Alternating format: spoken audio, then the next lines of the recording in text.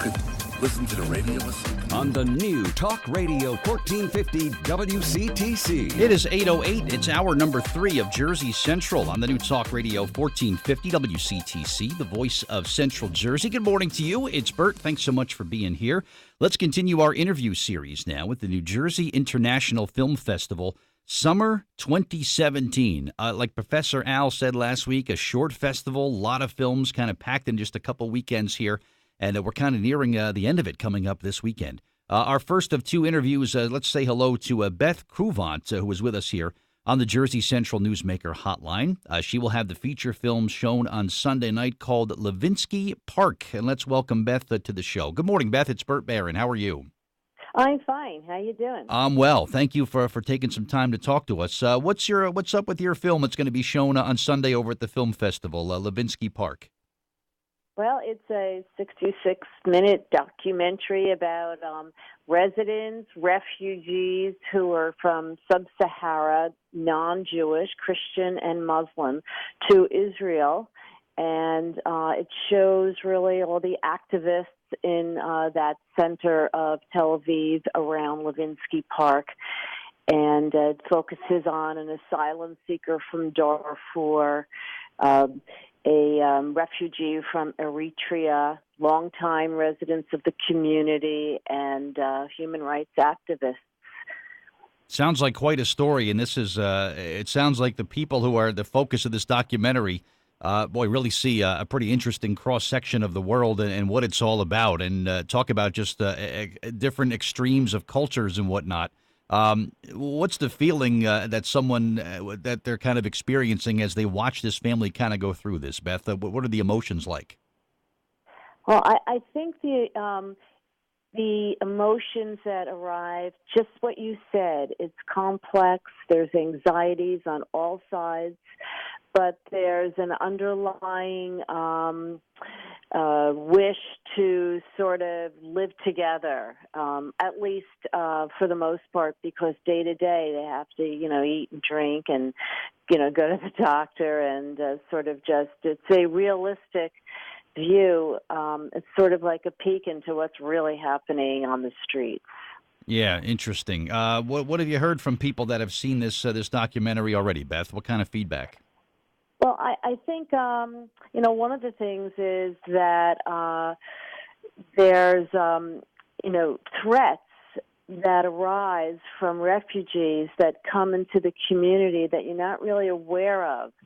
And when you see that, people's lives are directly affected by burdens put on them, there's 10 times more people now in your neighborhood going, that you need to refuse pickup, and you need to do, go to the doctor. You need to have children in school, and then all of a sudden there's no infrastructure that is built alongside with that. It's huge. But on the other hand, you're dealing with people who are very sensitive to refugees because their parents and grandparents are refugees. So, they're very conflicted on how do we deal with these people now who are taking over our neighborhood. You're right. It's very, it's very anxiety-provoking. Yeah, I think the timeliness of this film also, Beth, is perfect. Obviously, immigration and refugeeism around the world, depending upon what country you happen to be in at such a time, the views and the opinions of people who are flooding into the country are kind of taken in various different sort of perspectives. You look at what's going on here in the United States, and you look at some other countries where they basically welcome everybody with open arms who can manage to get to their border. And it's like, come on in, you have safe haven here, and there's a life waiting for you here. And other countries are like, you know what, I don't want anybody else here, stay the heck out. And just depending upon where you are in the world, there's different receptions, if you will, and different opinions on refugeeism. And this film, the timing of this, I think, is absolutely perfect. Yeah, I think you hit it on the head. It was really amazing because I started the film 5 years ago, just slowly delving into what these refugees were about. And then now that we finally finished it, it was like discovering what this refugee crisis in the world today is all about. And it's amazing. Yeah, it is. And you'll be on hand on Sunday to talk to the film goers and answer some questions from them? Yeah, I'll be there, and also my editor will be there, so we'll get a lot of insight from her as well. Okay, 66-minute runtime. How much of this did not make the film? Are you happy with the 66 minutes that made the cut? Yeah, because we distilled it to stories that made sense, and all the rest just sort of was irrelevant red herrings. Is that a film term? Is that a film? Is that No, industry not cliche? really. Okay, It's really a legal term. Oh, gotcha. All right. It's I think it's perfect the way it is. Good. Congratulations on it. Anything on social media where people can get some more information about the film before they see it? Well, I do have a website. It's Okay. the Good Footage Productions with an S at the end there, .com, goodfootageproductions.com. And they can learn more about Levinsky Park and what it's about and where it's showing and when. Very cool. All right, Beth from South Orange, New Jersey. Always like to see people from Jersey doing great things, and congratulations on your film, and good luck at the screening, all right? All right, thank you very much. My pleasure. Thank you. All right, coming up next on Jersey Central, we'll continue our interview series with the New Jersey International Film Festival Summer 2017. NJFilmFest.com for all the information, and we'll continue the interview series coming up in about 60 seconds. Jersey Central traffic and weather time. It's 8:15. Traffic and weather every 10 minutes on the 5s, and traffic from Tom Colangelo. Still a very tough ride northbound on the Parkway thanks to an earlier accident in Cranford by 137. It's gone, but delays almost back to the Parkway at 129 now. Turnpike normal volume up to the Gothos, 287. Typical volume out the exits 1 and 3. Busy both directions, Piscataway into Boundbrook. 18's busier off the Turnpike into Route 1. Parkway not too bad up to the Driscoll Bridge, and trains so far looking okay. I'm Tom Colangelo with your 1450 WCTC traffic update. I'm meteorologist Joe Martucci with the 1450 WCTC forecast. For today, we'll see sunshine mixing with high clouds at times. Highs will be in the low 70s. For tonight, a nice night to have the windows open. Scattered clouds. Lows will be 52, 55. On Friday, will be partly sunny and seasonable. Highs will be around 80. Then starting off the weekend on Friday night, expecting a partly cloudy night. Lows will be around 60. And then Saturday, warmer. Highs in the mid-80s under a partly sunny sky. And we'll even get into the low 90s on Sunday. With the 1450 WCTC forecast, I'm meteorologist Joe Martucci. Speak up and be heard on Jersey issues that matter most to you.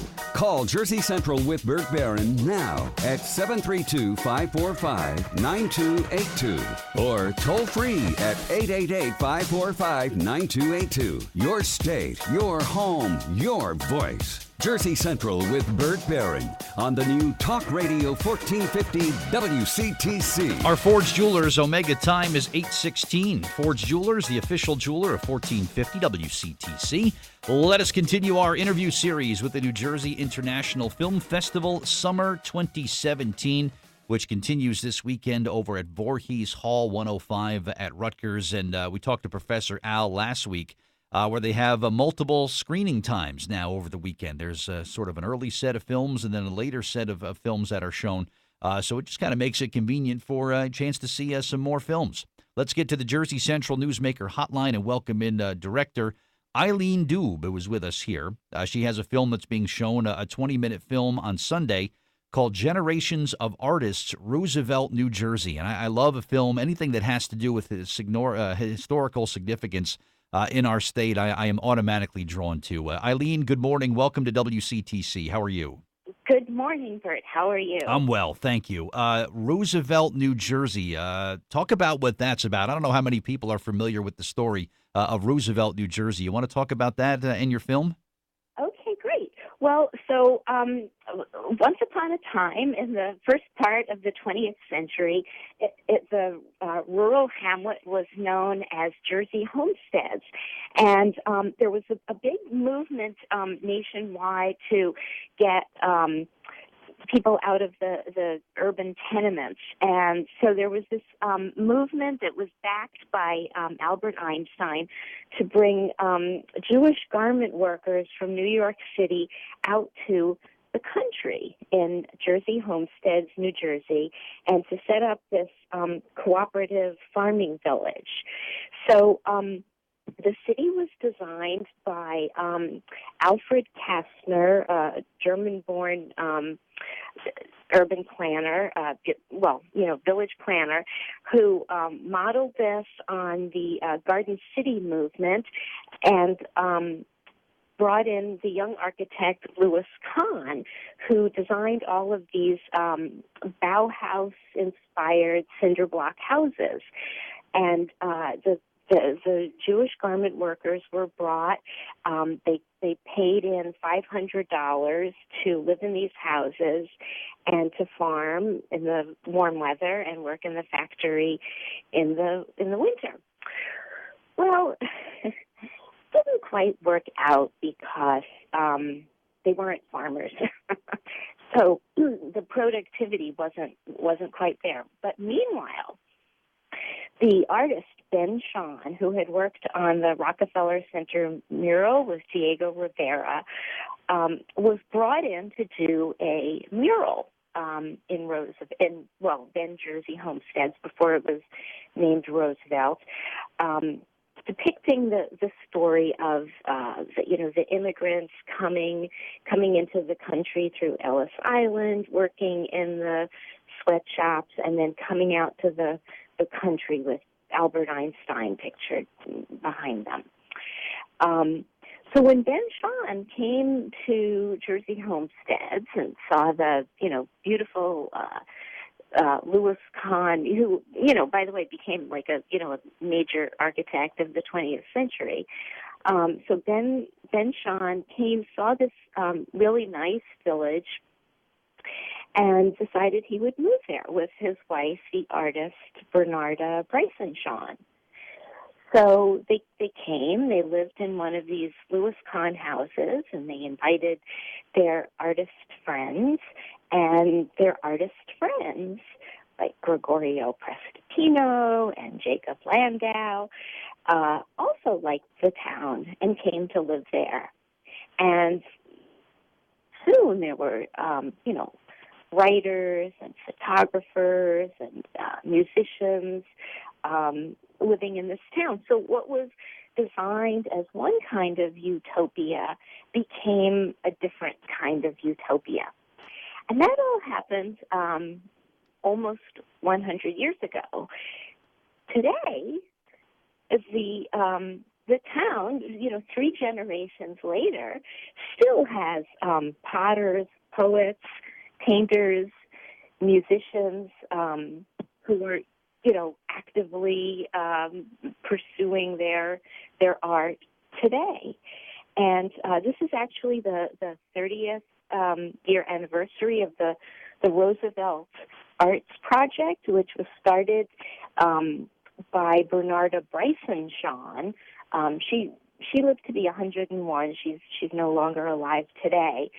But her son, Jonathan Shahn, who is an important artist and sculptor, in fact, he created a very large bronze head of FDR when the town was named for him. That is, can still be seen in the town today. So, Jonathan Shahn has his studio in the, what was once the factory building, the garment factory. And so, in the film, we go into Jonathan's studio as well as the studios of several of the other artists. And Jonathan's studio is amazing. You feel like you're in this huge building with, hundreds of people, but they're actually made of wood. Excellent. So the story is kind of like, well, you know what? Maybe farming isn't for everybody, and we might not make it as a farming town here. And then when it became a haven for artists, that's when Roosevelt kind of really reinvented itself and found out what it needed to be was an artistic community. Absolutely. And continues to thrive as an artistic place even today. And yes, and wow. I hate to broadcast the secret because it's a very it's a quiet town, and if you blink you miss it. Mm-hmm. Sure. And it's very rural. It's surrounded by the Assunpink Wildlife Preserve, and it's just so beautiful and peaceful. And yet, it's commutable to New York, Philadelphia, and Princeton, which is a major thriving area as well. Right. And a lot of the people there today, some of them teach at Rutgers or at Monmouth University. So, it has a nice academic community as well. What I like about this, Eileen, is that it tells people a story about New Jersey and a history of our part of the state that I'm sure very few people even know about or appreciate. But when you dig deep enough back into some of these cool little towns that we have in our state, it's amazing when you just look at, over generations, how things have changed and how things have evolved and how a town got from point A to point B. And it sounds like you do a terrific job in telling the story of what Roosevelt, New Jersey is all about. So congratulations on the film. And it's going to be shown coming up on Sunday. Somewhere online, Eileen, where maybe people can get a little bit more information first? Oh, it's funny. I'm working on creating that website. Working on it today. Okay. For now, everybody should be looking at the New Jersey Film Festival website. Yeah, you're right. njfilmfest.com. Well, congratulations, Eileen, on the film, and you're going to be on hand on Sunday too to talk to the filmmakers or to talk to the fans. I'm so looking forward to it. Wonderful. Good stuff. Congratulations on this. And I like stuff like this because I learn a few things. And when I can learn something about Jersey, I'm greatly appreciative as well. Thank you so much, Eileen, and good luck with the film, all right?